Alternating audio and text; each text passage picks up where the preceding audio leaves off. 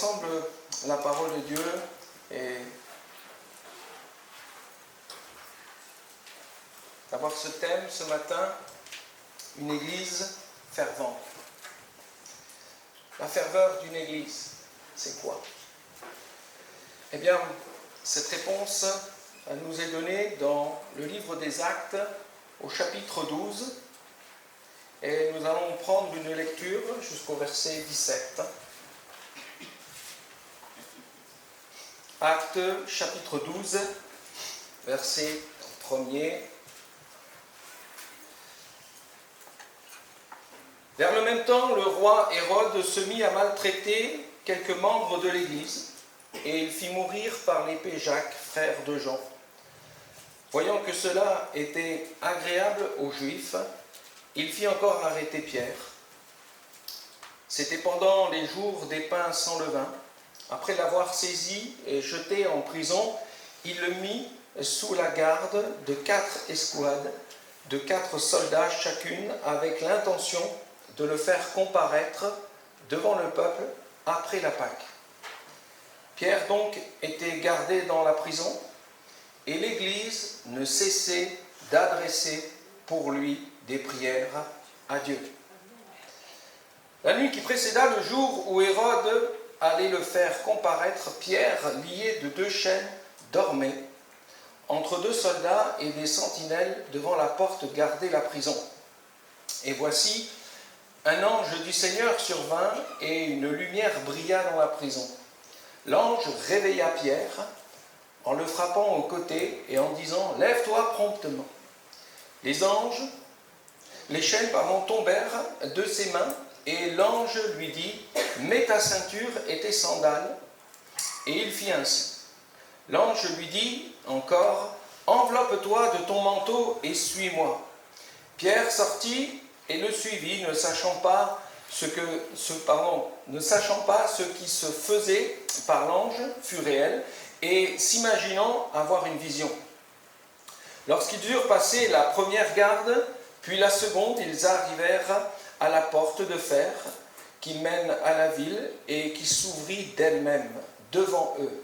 Ils sortirent et s'avancèrent dans une rue. Aussitôt l'ange quitta Pierre. Revenu à lui-même, Pierre dit « Je vois maintenant d'une manière certaine que le Seigneur a envoyé son ange et qu'il m'a délivré de la main d'Hérode et de tout ce que le peuple juif attendait. » Après avoir réfléchi, il se dirigea vers la maison de Marie, mère de Jean, surnommée Marc, où beaucoup de personnes étaient réunies et priaient.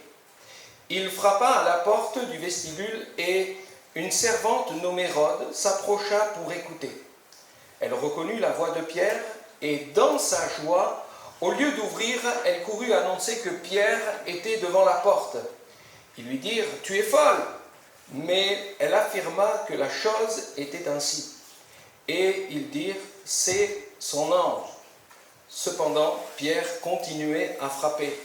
Ils ouvrirent et furent étonnés de voir Pierre, leur ayant de la main fait signe de se taire, leur raconta comment le Seigneur l'avait tiré de la prison et il dit « Annoncez-le à Jacques et aux frères ». Puis ils sortirent et s'en alla dans un autre lieu. Amen. L'Église ne cessait d'adresser pour Pierre des prières à Dieu. Dans ce récit, nous voyons que l'Église est dans un combat continuel avec l'opposition antichrétienne. Ça ne date pas d'aujourd'hui, mais depuis la naissance de l'Église, l'Église a été confrontée à l'opposition. Et déjà, on connaît le leader juif Saul de Tarse, qui s'est converti à Jésus-Christ. Cet homme était le persécuteur de l'Église. Mais cet homme est passé de persécuteur à prédicateur de l'Évangile. Quelque chose de merveilleux s'est passé dans la vie de cet homme, une rencontre avec Jésus. Paul s'est converti, mais l'opposition n'est pas finie. La persécution n'est pas finie. Et là, on voit ici, dans ce chapitre 12 du livre de l'Exode, que ce n'est plus les religieux qui vont maltraiter l'Église, mais c'est le roi Hérode. Hérode qui va maltraiter quelques membres de l'Église. Ça commence déjà par le meurtre de Jacques, qui est le frère de Jean. Directement, par un coup d'épée, il se débarrasse de ce frère. On peut comprendre que l'Église, à ce moment-là, devait être dans une tristesse, un désarroi, même un découragement. Et cela continue avec, ici, l'emprisonnement de Pierre. Pendant que Pierre est gardé en prison, comment réagit l'Église? Comme d'habitude, comme elle a l'habitude de le faire quand elle est persécutée. Elle ne cessait d'adresser pour Pierre des prières à Dieu. Prières dans la pensée d'intense. Si on regarde la traduction littérale en grec, on le comprend et on le lit de cette manière. Pierre était gardé dans la prison. Une prière était intensément faite par l'Église. L'idée de prier sans cesse, c'est que ce n'est pas une répétition de paroles et on prie, mais c'est ici la notion d'une intensité. Il y avait quelque chose. Pierre est en prison. Il devra comparaître. Qu'est-ce qui se passe? Il y a une inquiétude qui est là en train de grandir dans le peuple de Dieu, dans cette église naissante de Jérusalem. Et il y a tout de suite un désir de prier. Intensément, exténo en grec. On va faire un peu de grec aujourd'hui, si ça ne vous dérange pas. Pas l'habitude de toujours employer les termes là, mais c'est important parce qu'on va travailler ce matin. Le message va s'imprégner de ce terme intensément. Exténéo, en grec, qui vient du verbe exténo, qui signifie déployer, étendre sa main, par exemple. Quelque chose qui se déploie. Et nous comprenons ainsi que l'Église fait donc le maximum d'efforts possibles dans la prière pour Pierre.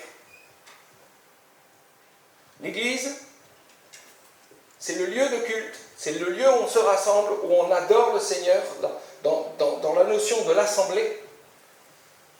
C'est là où on adore le Seigneur, mais c'est là aussi, frères et sœurs, où on combat. Le combat spirituel, dans la prière. C'est la prière. Pas personnelle chez soi, c'est une chose qui est importante.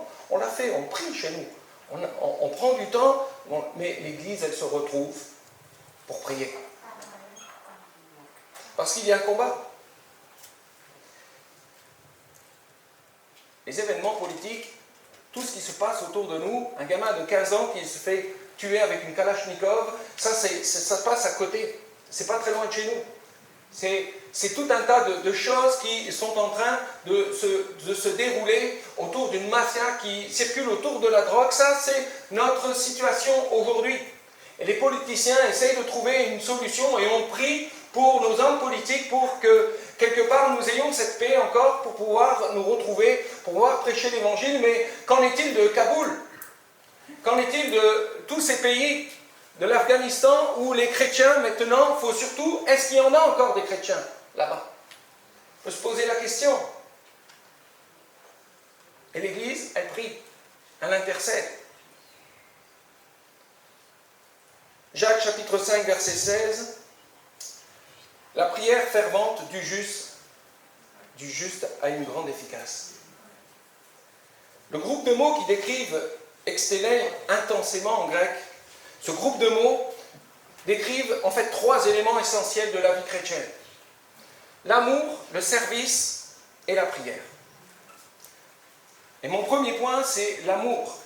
1 Pierre chapitre 4, verset 8, nous dit ceci: avant tout, ayez les uns pour les autres une ardente charité, car la charité couvre une multitude de péchés. Une ardente charité, c'est une intensité, une ferveur. L'apôtre Pierre, dans son épître, est inspiré des proverbes.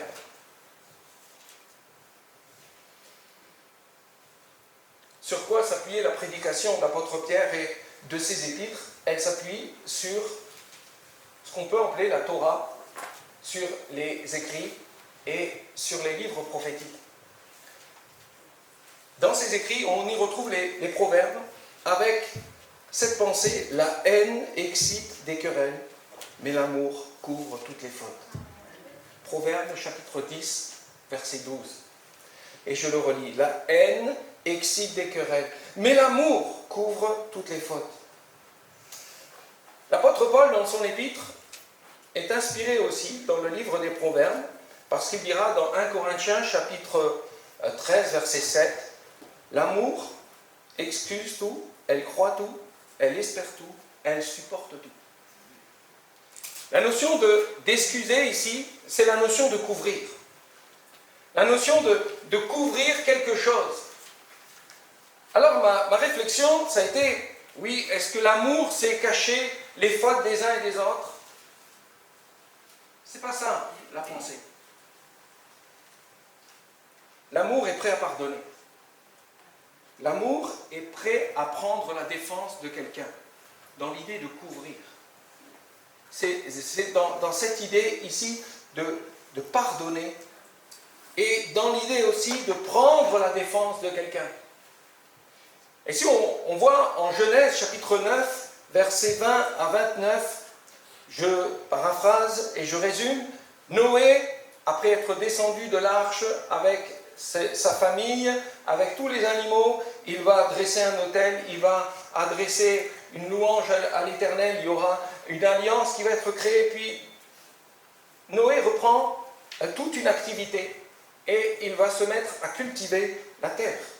Il va planter une vigne et il va boire de cette vigne et il va découler quelque chose, c'est qu'il va être ivre.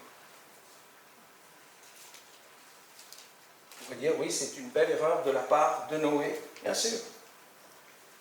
Mais Noé va faire quelque chose, il est ivre, et il va se découvrir au milieu de sa tente. Et de ses trois fils, Cham, qui est ici le fils de Noé, qui est le père de Canaan. Là, ça nous projette vraiment sur quelque chose. Quelle était la racine de ce peuple cananéen? Eh bien, Cham, lui, il va voir son père dans cet état et il ne va rien faire. Il va aller voir ses frères, limite pour... le texte ne nous le dit pas, mais on peut imaginer peut-être pour se moquer de son père, pour rire de la situation. Juger aussi l'acte de Noé. Alors Noé, tu as fait tout ça, et puis tu finis là, maintenant, tu es complètement ivre-mort dans ta tente. Verset 23 nous dit, « Alors Sem et Japheth prirent le manteau, le mirent sur leurs épaules, marchèrent à reculons et couvrirent la nudité de leur père. » C'est le même mot grec, hébreu, qui est employé pour l'idée de couvrir. Ils sont venus au secours de leur père, dans leur erreur, dans l'échec, dans peut-être quelque chose de mauvais de la part de Noé, mais les enfants sont venus couvrir ce qui était en train de se passer. Couvrir dans l'idée de porter du secours à quelqu'un qui est dans une situation de honte. Quelqu'un qui est dans une situation de honte, frères et sœurs, ça ne doit pas être un spectacle où on va se divertir et puis regarder et analyser et juger. Tu te rends compte, lui, il vit de cette manière et patati et patata, et on a fini, on dresse un livre, on en fait un feuilleton qui va sur Netflix avec 48 épisodes. Oh, cessons, arrêtons de parler sur le dos des uns et des autres et de faire un détail, un jugement de ce qui va et ce qui ne va pas. Couvrir, dans la notion d'être capable de pardonner et dans l'idée aussi d'avoir cet amour qui est là, à essayer de réparer ce qui a besoin d'être réparé. Est-ce qu'on a dans notre cœur ce désir de venir couvrir, de porter secours à quelqu'un qui est dans une situation de honte? On peut faire un détail complet de ce qui ne va pas dans notre société. Mais notre société, ce qu'elle a besoin, c'est qu'on ait cet amour, d'être prêt à pardonner. Voilà ce qu'est l'amour intense qui anime le chrétien. Ayez, avant tout, les uns et les autres. Passe aussi dans l'Église, à l'extérieur, mais de la charité, quelque chose qui va couvrir une multitude de péchés. N'oublions pas que Jésus a couvert toutes nos fautes à la croix du Calvaire. Il nous a montré l'exemple, mais il a accompli quelque chose. Si aujourd'hui on est capable de pardonner, si aujourd'hui on est capable de couvrir peut-être l'erreur et la faute de quelqu'un, c'est parce que nous-mêmes, nous réalisons que nous avons été pardonnés. Jésus a pardonné nos péchés et au-delà de les couvrir, il les a ôtés. En mourant à la croix, Jésus est l'agneau de Dieu qui ôte le péché du monde, qui pardonne et qui redonne vie à celui qui est mort. Il nous enveloppe de son amour et de sa grâce, revêtus du vêtement de justice. Sommes-nous revêtus du vêtement de justice? Êtes-vous revêtus du vêtement de justice? Moi, je le suis, alléluia. Non pas par mon mérite, mais par la grâce de mon Seigneur, qui a couvert mes péchés, qui m'a pardonné, qui m'a délivré, et qui a fait de moi son enfant. Je suis le fruit de l'amour d'un Dieu plein de grâce. Et ce même amour doit se manifester autour de moi. D'être capable de passer au-dessus de ce qu'on a pu nous faire.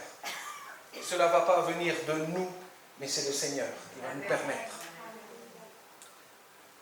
L'amour intense, et il y a aussi l'idée, dans ce mot d'intense, il y a la pensée aussi de service. Le service intense, exteneia en grec, qui veut dire ferveur, intense, continuel.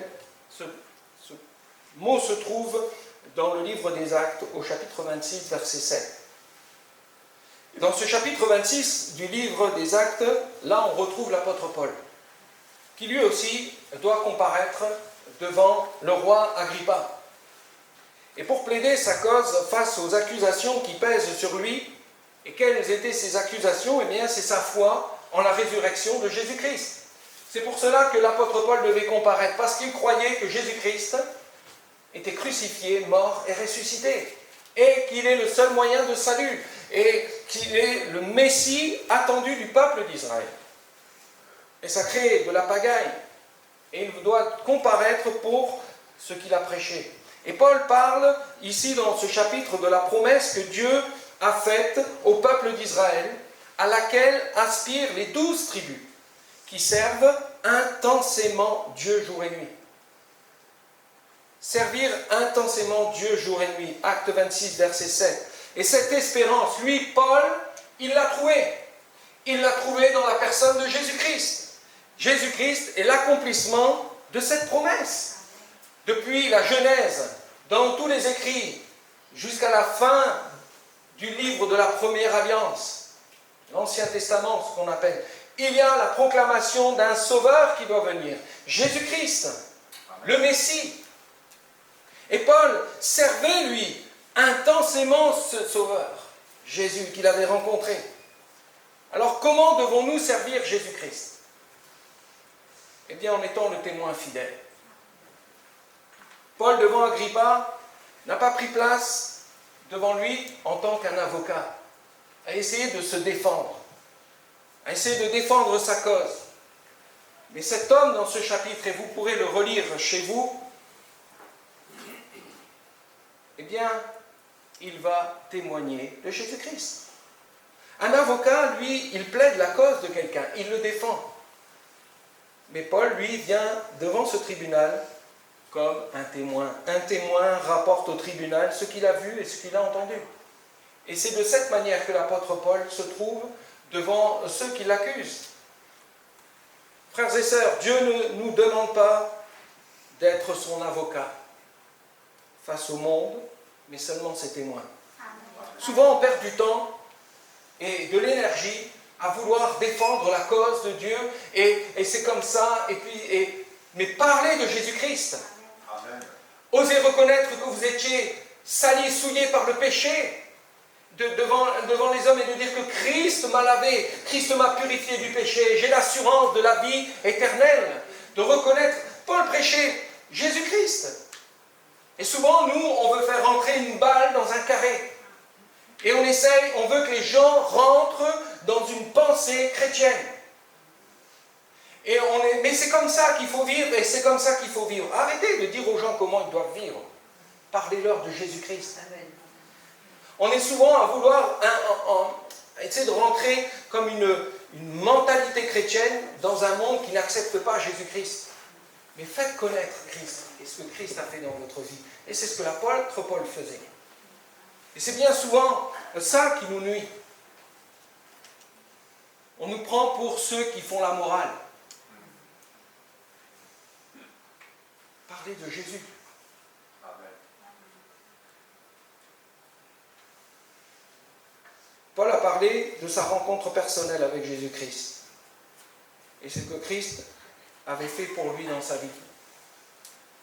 Posez-vous la question. Est-ce que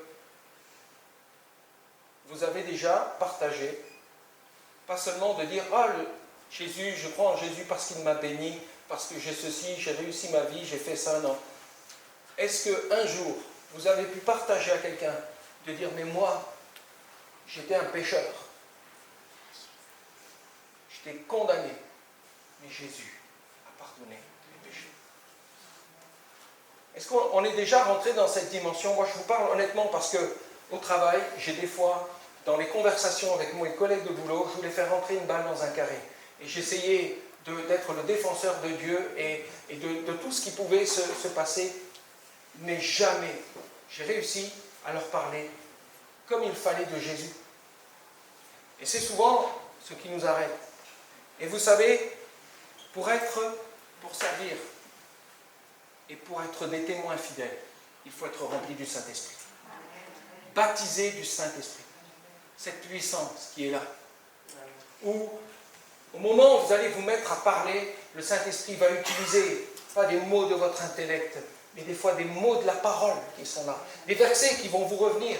Des fois, vous ne savez pas pourquoi vous lisez la Bible, et puis on a l'impression que ça ne fait rien, et puis on est là dans une lecture mystique, on s'attend à ce qu'il y ait quelque chose, mais lisez votre Bible, imprégnez-vous de la parole de Dieu. Amen. Et au moment où vous allez témoigner, ces versets vont vous revenir. Alléluia.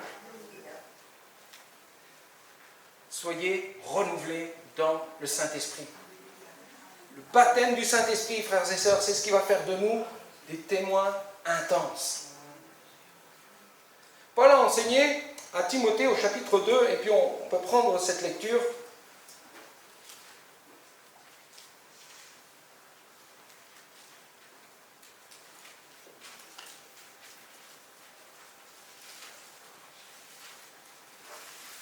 De Timothée, chapitre 2, verset 23.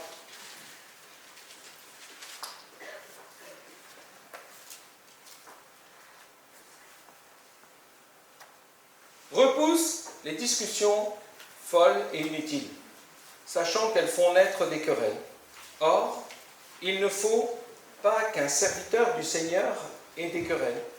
Il doit au contraire avoir de la condescendance pour tout, être propre à enseigner, doué de patience.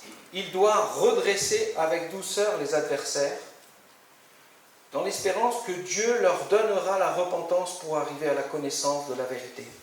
Et que, revenus à leur bon sens, ils se dégageront des pièges du diable qui s'est emparé d'eux pour les soumettre à sa volonté. Amen.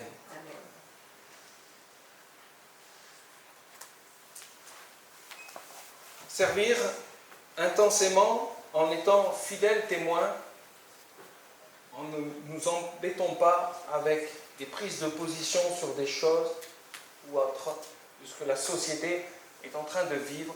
On n'est pas là pour faire la morale, on est là pour parler de Jésus. Et laissez le Seigneur, c'est lui qui convainc de péché, de justice, de jugement. Le Seigneur nous appelle à être ses témoins fidèles aussi dans notre façon de vivre. Si on professe que Jésus-Christ nous a sauvés, notre vie doit suivre derrière. Notre façon de penser doit suivre aussi derrière. Nous devons être attachés à l'œuvre de Christ, être attachés à l'Église, attachés à son assemblée.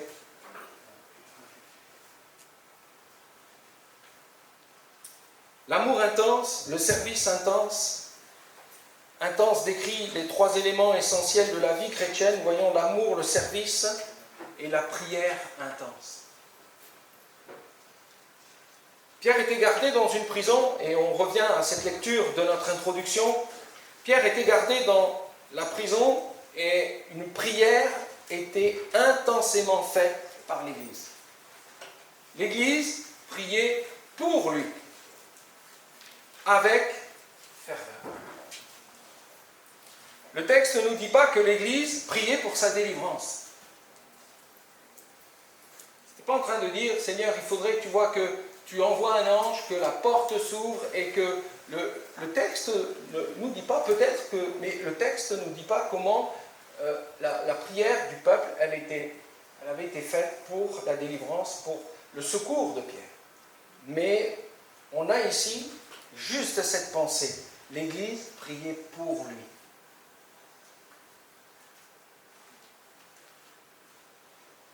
L'Église priait pour que sa personne soit soutenue, pour que sa foi ne chancelle pas.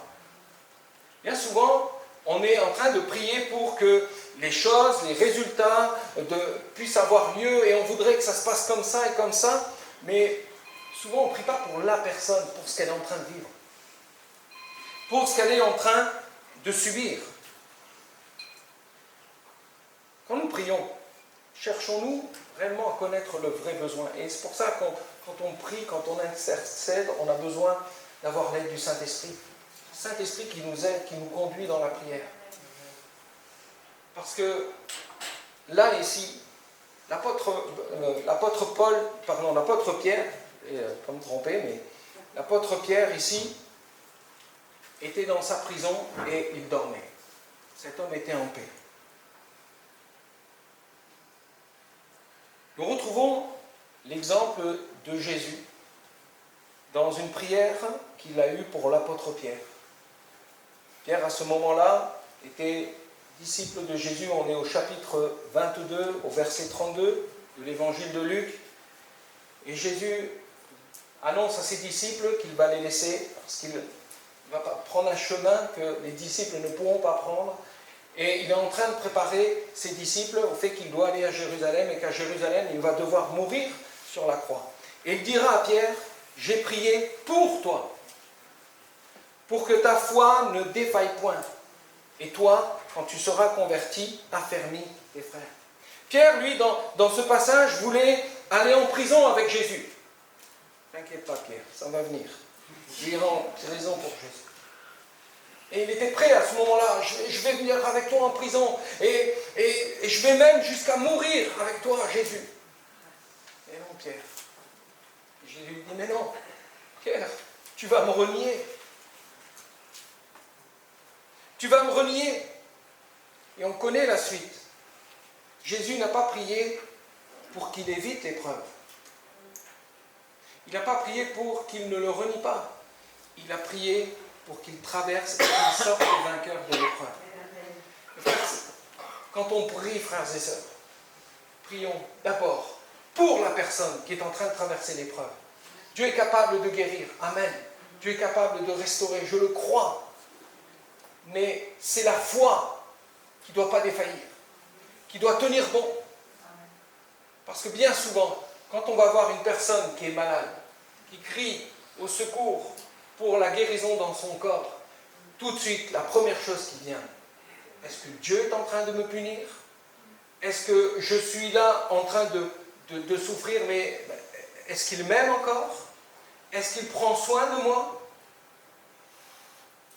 Je vous assure, c'est souvent ce qui nous arrive dans nos pensées, notre foi, dans quoi nous traversons, elle est bouleversée. Moi, quelqu'un qui traverse la maladie, je prie pour que le Seigneur le guérisse, mais dans ma pensée la plus profonde et dans ma prière intense, c'est que sa foi ne chancelle pas. Quand on traverse le deuil, quand on traverse la dépression, quand on traverse tout un tas de... Prions, frères et sœurs, les choses arrivées à son bout, et puis la croix qui était là. Et le texte nous dit qu'il priait avec intensité, avec ferveur. Et c'est le même terme grec qui vient, exténei, en Luc 23, chapitre 39 à 46. Étant en agonie, il priait plus intensément, et sa sueur devint comme des grumeaux de sang qui tombaient à terre. Est-ce que je vais boire la coupe? La coupe amère, c'était là le combat de Jésus. accepter le supplice de la croix, faire la volonté de Dieu. Oh, que notre Seigneur a combattu. Au-delà de sa crucifixion, mais c'est un des moments cruciaux de Gethsémane où il accepte de prendre sur lui, de boire cette coupe, de l'avoir sur lui, cette condamnation, de le prendre, notre péché, sur lui, pour nous. Et là, Jésus a manifesté toute sa puissance, toute sa grandeur, toute sa bonté et sa grâce, quand il est mort pour nos péchés, à la croix du Calvaire. Et il a prié avec intensité. La prière intense de l'Église, elle est là, frères et sœurs, où on se tient. On ne sait pas ce que le Seigneur va faire, mais qu'il fasse sa volonté. Il est bon de regarder quelle était l'attitude de Pierre. Et cela fera partie d'un autre message. Mais Pierre était en paix. Pierre dormait. Je ne sais pas si vous aurez dormi. Parce que bon, une prison, c'est pas le canapé avec la télé, et puis non. C'était dans la poussière, dans l'humidité, dans l'obscurité, et on attend, et on mouline, hein. Le cerveau est là, qu'est-ce qui va se passer, etc. Et Pierre était dans la paix. Et c'est une paix, la paix de Dieu qui surpasse toute intelligence, parce qu'il y avait derrière une église. Il y avait la foi de cet homme, mais il y avait aussi une église derrière qui priait pour lui. Et je crois, frères et sœurs, qu'on a pour devoir de prier pour l'église persécutée et pour notre pays de France, qui est persécuté d'une autre manière, où c'est la séduction, où c'est la Bible qui est mise devant une hache, où on essaye de découper et d'enlever ce qui les dérange. C'est là. Notre société, elle est là. On ne s'en rend pas compte, hein. On peut aller chercher sa petite baguette en bas à la maison, on peut boire son petit café tranquille, et on n'est pas soucieux, mais il y a des choses qui se mettent en place, et il faut qu'on se réveille. Il faut réellement qu'on se réveille. Parce que les réunions de prière, comme je vous le dis, elles doivent être intenses. Il y a un combat. Et notre désir, c'est que tous parviennent à la connaissance de l'Évangile. Notre désir, c'est qu'on puisse prêcher Christ. C'est de ne pas rentrer dans des débats. Est-ce qu'on est pro ceci, est-ce qu'on est pro cela? Non! Prêchons Jésus. Amen. Le seul et unique moyen de salut. L'Église ne cessait d'adresser des prières pour Pierre. Et nous, aujourd'hui, l'Église ne cesse d'adresser des prières pour ceux qui sont persécutés, pour ceux qui sont dans le combat, dans le dur, dans le vrai. Le groupe de mots intense qui décrit ici les trois éléments essentiels de la vie chrétienne, c'est l'amour, le service et la prière. Où vous placez-vous ce matin? Est-ce que ce mot intense résonne dans votre cœur? Parce que moi, ça me replace devant mes responsabilités. Seigneur, je veux avoir cette intensité qui résonne dans mon cœur et qui bouge pour mon amour, pour l'amour que je veux manifester autour de moi. Aussi pour le service. Je ne suis pas votre serviteur, je suis le serviteur de Dieu. Et vous êtes les serviteurs de Dieu. Comprenez? Pas parce que je parle que je vous commande. Loin de là. Avant de prêcher, je me suis prêché. Avant de prêcher ce message, je veux le mettre moi-même en pratique. Et je le macère au fond de mon cœur pour que ça bouge, pour que ça se réveille aussi au fond de mon cœur. Et il le faut aussi pour vous, frères et sœurs. Que cette intensité soit là aussi. Dans le service, dans tous les détails du service, qui est d'abord d'être des témoins fidèles de Jésus-Christ et de prendre soin de son œuvre. De prendre soin de son œuvre, ça va de « est-ce que je m'inquiète de savoir comment tourne l'assemblée? Comment ça fonctionne? Est-ce qu'il y a des besoins particuliers ?» Dans tous les détails, le service ne s'arrête pas à venir dans ce lieu, d'être content parce qu'on a goûté un bon culte et de repartir, et de dire voilà, non, C'est le moment où on a plaisir à se retrouver ensemble pour adorer notre Seigneur. Et ça va au-delà de l'assemblée. Cette notion d'amour, ces liens qui nous tiennent entre nous, où on se fortifie entre nous, où on ne se décourage pas les uns les autres, mais qu'on s'encourage. Et la prière. Plaçons la prière au centre de tout. De cette église de hier, qu'on puisse dire, c'est une église qui prie intensément. Amen. Amen.